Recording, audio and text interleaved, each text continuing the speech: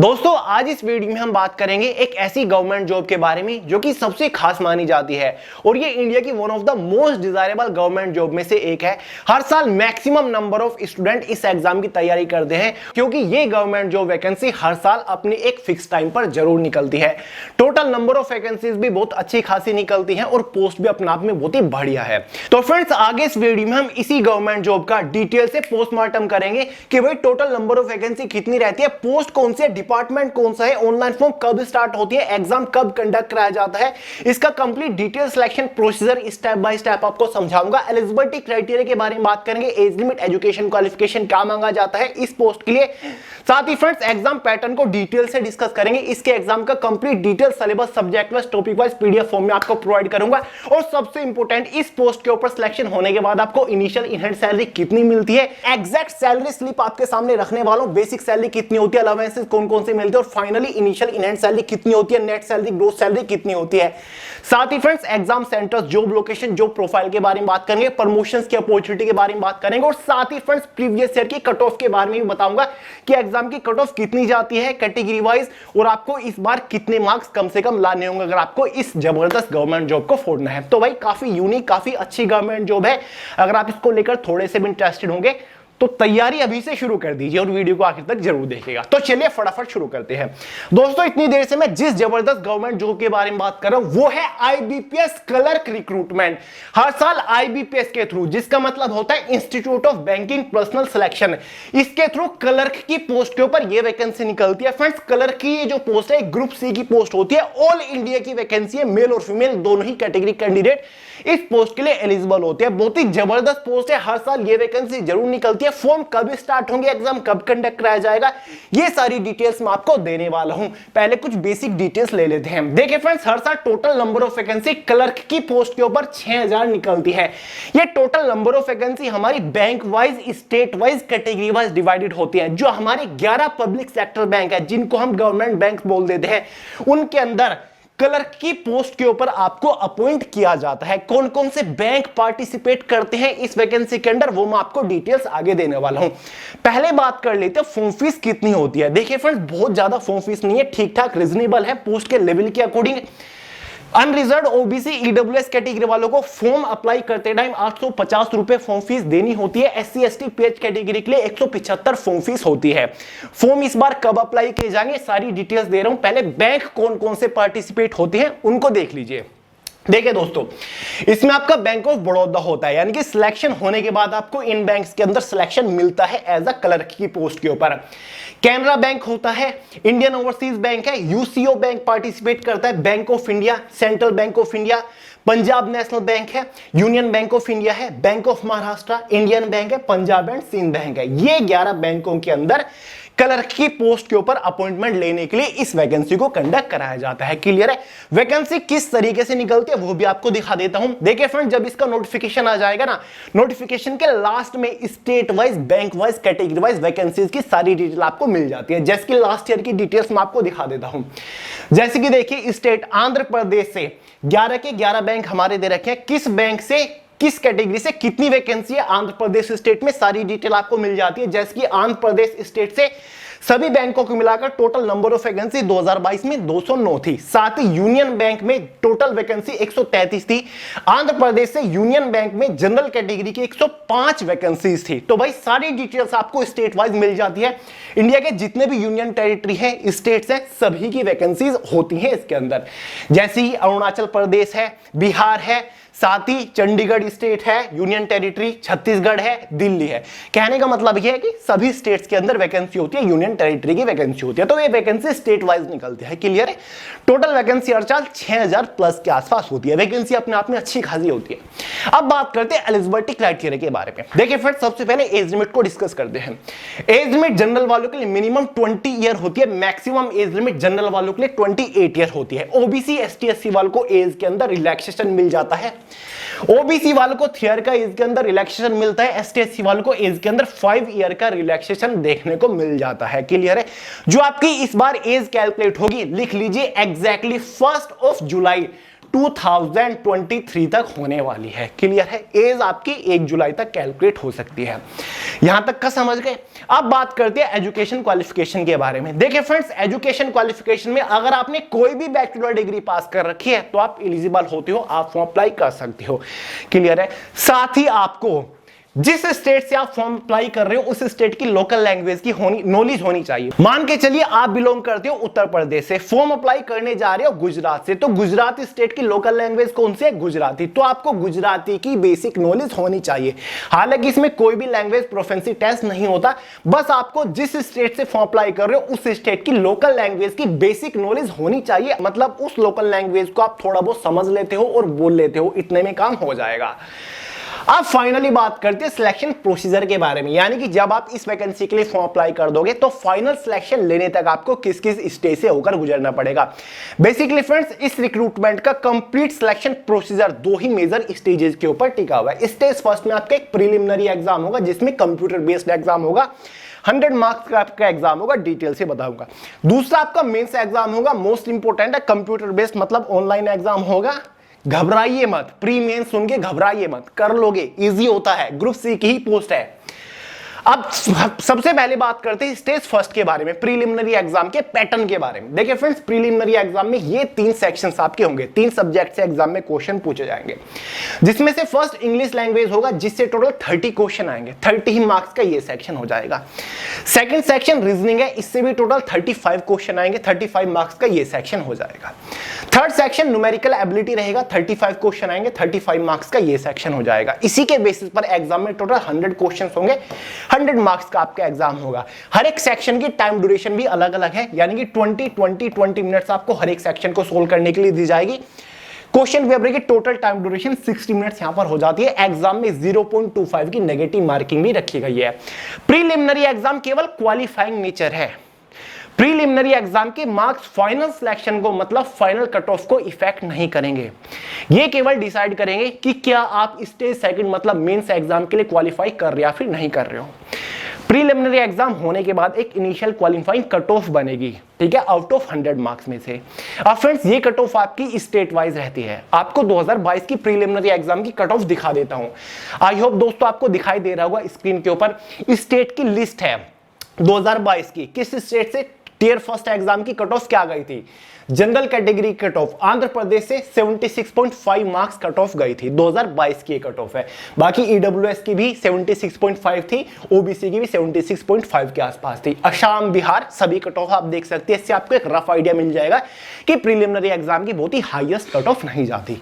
समझ गए। और एक और इंपॉर्टेंट पॉइंट यहां पर मैं मेंशन कर दूं, जो आपका एग्जाम होता है ना, वो आपका 3 लैंग्वेजेस में होता है, हिंदी और इंग्लिश में तो होगा ही, साथ ही लोकल लैंग्वेज में भी होगा। मतलब अगर आप गुजरात से बिलोंग करते हो तो आपको एग्जाम में हिंदी, इंग्लिश और गुजराती इन 3 लैंग्वेज में क्वेश्चंस देखने को मिलेंगे। तो भाई ये पॉइंट पिछले साल ही आईबीपीएस ने जोड़ा था, ठीक है, स्टूडेंट्स की डिमांड पर। समझ गए यहां तक?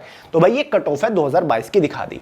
अब प्रीलिमिनरी एग्जाम क्वालिफाई करने के बाद आपको सेकंड स्टेज मतलब मेंस एग्जाम के लिए बुलाया जाएगा। तो मेंस एग्जाम आपका टोटल 4 सेक्शन के अंदर डिवाइडेड है।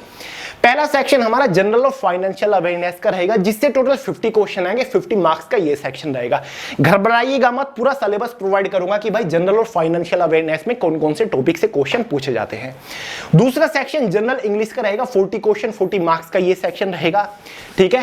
क्वेश्चन पेपर की टाइम ड्यूरेशन भी आप साथ साथ देखते हुए चलिए। जैसे कि जनरल और फाइनेंशियल अवेयरनेस है, 50 क्वेश्चन है, 50 क्वेश्चन आपको 35 मिनट के अंदर सोल्व करने होंगे। इंग्लिश में 40 क्वेश्चन है, 40 क्वेश्चन 35 मिनट्स के अंदर आपको सोल्व करने होंगे।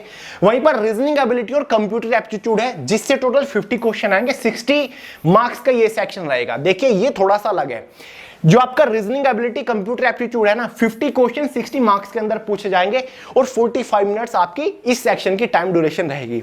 चौथा जो सेक्शन है वो हमारा क्वांटिटेटिव एप्टीट्यूड का है, कर लोगे, इजी सा होता है, 50 क्वेश्चन आएंगे 50 मार्क्स के अंदर ही। और क्वांटिटेटिव एप्टीट्यूड सेक्शन को सोल्व करने के लिए आपके पास 45 मिनट्स रहेंगी।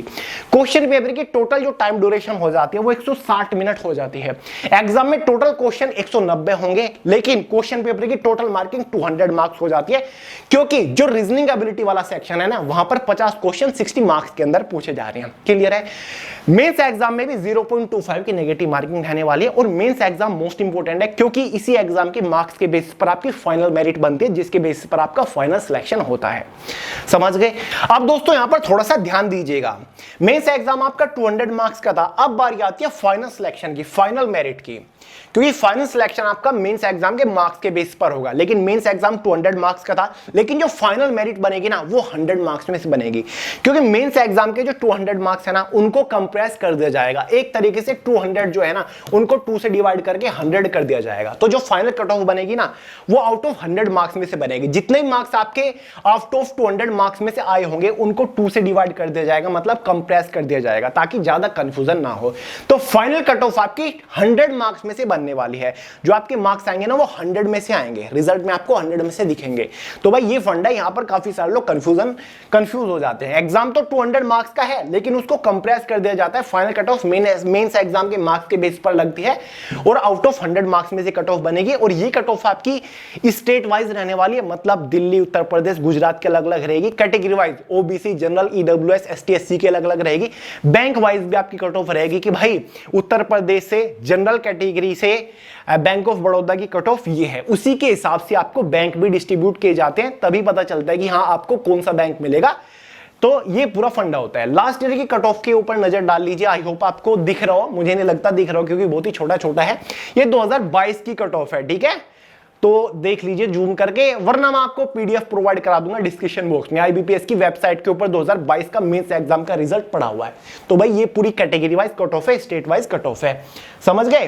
देखिए दोस्तों, सैलरी के बारे में आगे बात करेंगे, उससे पहले बात कर लेते हैं एग्जाम सेंटर्स के बारे में। जब आप इसको ऑनलाइन फॉर्म अप्लाई कर रहे होंगे आपके पास एक ऑप्शन रहेगा जहां पर आप अपनी चॉइस के अकॉर्डिंग एग्जाम सेंटर्स को प्रेफरेंस दे सकते हो। तो आपको अपने होम स्टेट में एग्जाम सेंटर देखने को मिल जाएगा, तो एग्जाम सेंटर का बड़ा इशू नहीं है। कुछ एग्जाम सिटीज के नाम स्टेट वाइज नोटिफिकेशन में ऑलरेडी दे रखे, आपको पता चल जाएगा कि हाँ किस स्टेट से किस किस शहर में आपको एग्जाम सिटीज सेंटर्स देखने को मिलेंगे। क्लियर है? बात कर लेते हैं एग्जाम सिलेबस के बारे में। दोस्तों प्री और मेंस दोनों ही एग्जाम का detail syllabus subject wise topic wise PDF form में मैंने way to success official Telegram channel के अंदर प्रोवाइड करा दिया है। वहां से आप इजीली पीडीएफ फॉर्मेट में डाउनलोड करके सिलेबस को अच्छे से समझ सकते हैं कि कौन से सब्जेक्ट के अंदर से कौन से टॉपिक के ऊपर आपको मोस्टली फोकस करना है।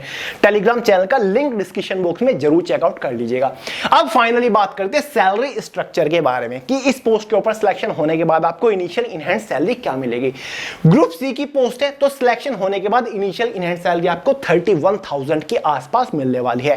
पूरी सैलरी स्लिप आपको दिखा देता हूं। देखिए दोस्तों, इस पोस्ट का जो बेसिक पे होता है ना वो आपका 19,900 होता है, लेकिन बेसिक सैलरी के साथ आपके कुछ एक्स्ट्रा और स्पेशल अलावेंसेस जुड़ते हैं, जिसके बाद आपकी इनिशियल इनहैंस सैलरी 31,000 के आसपास हो जाती है। जैसे कि बेसिक सैलरी आपकी 19,900 है, इसमें आपका एक स्पेशल अलावेंस लगता है जो कि 4,118 रुपए लगता है महीने का।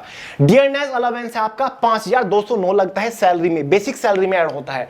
ट्रेवल अलावेंस है जो कि 757 आपको मिलता है। हाउस रेंट अलावेंस है जो कि 2,039 रुपए आपको मिलता है। जिसके बाद ग्रोस सैलरी आपकी 2023 में 32,024 के आसपास हो जाती है, ग्रोस सैलरी है। अब इसके बाद कुछ डिडक्शन भी होती है सैलरी में, तो कुछ डिडक्शन होते हैं 2,570 के आसपास, जिसके बाद आपकी सैलरी 31,000 के आसपास हो जाती है।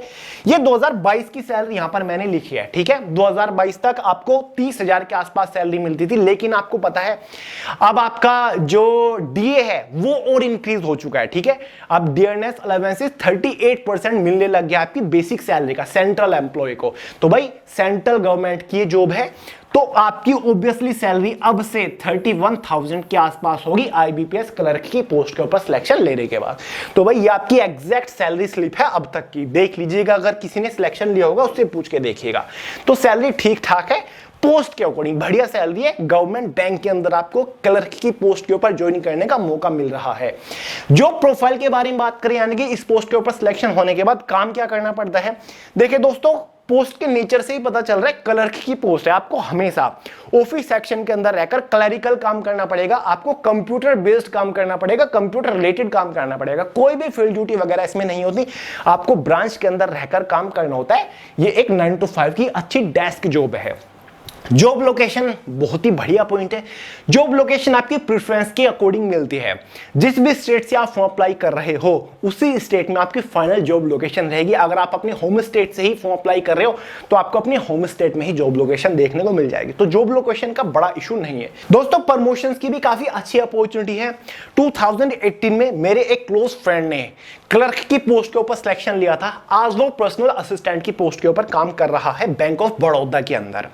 तो भाई क्लर्क की पोस्ट के बाद आपको पर्सनल असिस्टेंट की पोस्ट के ऊपर भी प्रमोशन मिल जाता है। यह आपकी परफॉर्मेंस के ऊपर डिपेंड करता है या आपके ब्रांच डिपार्टमेंट के ऊपर डिपेंड करता है, आपकी बैंक के ऊपर डिपेंड करता है किस बैंक में हो, या फिर जो इंटरनली प्रमोशंस की अपॉर्चुनिटी निकल रही है उसके बेसिस पर आपको प्रमोशंस मिलता है। या फिर एक्सटर्नली अपर पोस्ट के ऊपर अगर कोई पोस्ट निकले उसके लिए आप फॉर्म अप्लाई करते हो तो भी आपको इसमें प्रमोशन मिल जाता है। ठीक है, कम से कम 3 से 4 साल तो आपको एज अ क्लर्क के तौर पर ही काम करना पड़ेगा। उसके बाद प्रमोशंस की अपॉर्चुनिटी निकलना शुरू हो जाती है। जैसे प्रमोशन होता है आपकी सैलरी भी इंक्रीज हो जाती है। और जो मैंने आपको सैलरी बताई है इनिशियल इन हैंड सैलरी है। जस्ट आफ्टर सिलेक्शन होने के बाद आपको इतनी सैलरी मिलती है। आपकी सैलरी इंक्रीज होती रहेगी। हर साल सैलरी में एक अच्छा खासा इंक्रीमेंट होता रहेगा, जिसके बाद आपकी फाइनल सैलरी काफी अच्छी हो जाती है। लगभग 80,000 प्लस के आसपास आपकी फाइनल सैलरी हो जाती है। तो भाई आई होप आप पूरा फंडा इस वैकेंसी का समझ चुके होंगे, इस पोस्ट का समझ चुके होंगे। अब आप केवल वेट कर रहे होंगे कि भैया अब ये वैकेंसी हमें 2023 में कब देखने को मिलेगी। ज्यादा वेट नहीं करना दोस्तों। आईबीपीएस क्लर्क की वैकेंसी के लिए जो ऑनलाइन फॉर्म स्टार्ट हो जाएंगे वो भाई फर्स्ट वीक ऑफ जुलाई के पहले हफ्ते में ऑनलाइन फॉर्म स्टार्ट हो जाएंगे। क्योंकि फ्रेंड्स आईबीपीएस साल की शुरुआत में ही इन सभी बड़ी वैकेंसीज की एग्जाम डेट जारी कर देता है। तो भाई आईबीपीएस 2023 के एनुअल एग्जाम कैलेंडर के अकॉर्डिंग आईबीपीएस क्लर्क की पोस्ट का जो प्रीलिमिनरी एग्जाम कंडक्ट कराया जाएगा वो भाई 26 अगस्त 27 अगस्त ये प्रीलिमिनरी एग्जाम की ऑफिशियल डेट है। और साथ ही 2 सितंबर इन 3 तारीखों को आईबीपीएस क्लर्क का एग्जाम कंडक्ट कराया जाएगा। प्रीलिमिनरी एग्जाम की डेट है और मेंस एग्जाम की डेट भी ऑलरेडी पब्लिश हो रखी है। ये आईबीपीएस का एग्जाम कैलेंडर आप स्क्रीन के ऊपर देख रहे होंगे। तो भाई इस रिक्रूटमेंट का सबसे बड़ा प्लस पॉइंट मुझे ये लगता है कि ये वैकेंसी फिक्स होती है बिल्कुल। ठीक है कि भाई ये वैकेंसी हर साल इस महीने के अंदर आनी ही आनी है। इस डेट पर इसका एग्जाम हो जाएगा और सिलेक्शन प्रोसीजर भी काफी फास्ट चलता है। जल्दी ही आपको इसमें फाइनल सिलेक्शन भी मिल जाता है। तो भाई है ना गजब की गवर्नमेंट जॉब अपॉर्चुनिटी। तो फ्रेंड्स यही वो अपॉर्चुनिटी होती है जो कि आपको झट से सिलेक्शन दिला देती है। तो यार अगर आप इस गवर्नमेंट जॉब अपॉर्चुनिटी को लेकर थोड़े से भी इंटरेस्टेड हैं तो अभी से तैयारी शुरू कर दीजिए। वेट मत करिए। काफी सारे लोग यही बड़ी गलती कर देते हैं कि भाई जब फॉर्म निकलेंगे, जब नोटिफिकेशन आएगा हम तो तभी तैयारी करना शुरू करेंगे। नहीं, अभी से तैयारी करना शुरू कर दीजिए। बल्कि मैं तो ये कहूंगा जिन लोगों की अभी तक ग्रेजुएशन भी नहीं हुई है, 1-2 साल बाद ग्रेजुएशन कंप्लीट होगी, उनको भी इस टाइप के एग्जाम को टारगेट करके तैयारी अभी से शुरू कर देनी चाहिए, ताकि फर्स्ट अटेम्प्ट में ही इस एग्जाम को क्रैक करके और फर्स्ट अटेम्प्ट में ही अच्छी गवर्नमेंट जॉब हाथ में हो उनके। बाकी मैं तो आपके लिए खड़ा ही हूं। बस चैनल को सब्सक्राइब करके बेल आइकन को प्रेस कर लीजिएगा। इतनी ही जबरदस्त गवर्नमेंट जॉब अपडेट्स आपके लिए हमेशा लाता रहता हूं। एग्जाम को क्रैक करने की स्ट्रेटजीज, बेस्ट बुक, साथ ही काफी सारी एग्जाम ओरिएंटेड मैराथन आपको प्रोवाइड करते रहता हूं। जैसे ही कोई भी नई गवर्नमेंट जॉब निकलती है सबसे पहले अपडेट एकदम ऑथेंटिक रियल डिटेल अपडेट आपके लिए लेकर आ जाता हूं। तो चैनल के ऊपर बने रहिएगा। तो चलिए दोस्तों इस वीडियो में इतना ही था। अगर वीडियो पसंद आए लाइक करेगा, दोस्तों का शेयर करेगा, चैनल को सब्सक्राइब करना मत भूलिएगा। मिलते हैं अगली वीडियो में बहुत ही जल्द। तब तक के लिए जय हिंद।